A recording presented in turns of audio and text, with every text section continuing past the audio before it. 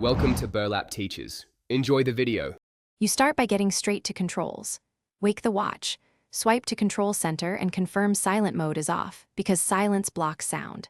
Next, open a playing app like music or phone. This ensures the digital crown adjusts active audio, not system alerts.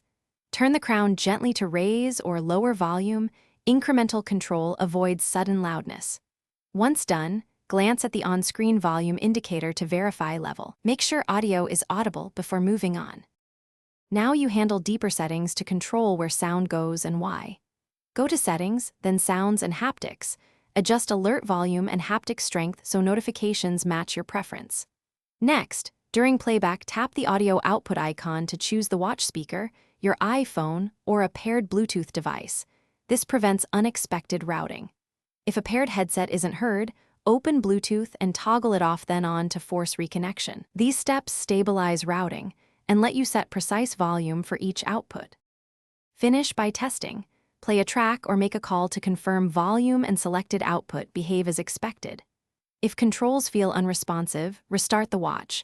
Often that clears transient software hiccups. Make sure Watch OS is updated because updates fix audio bugs.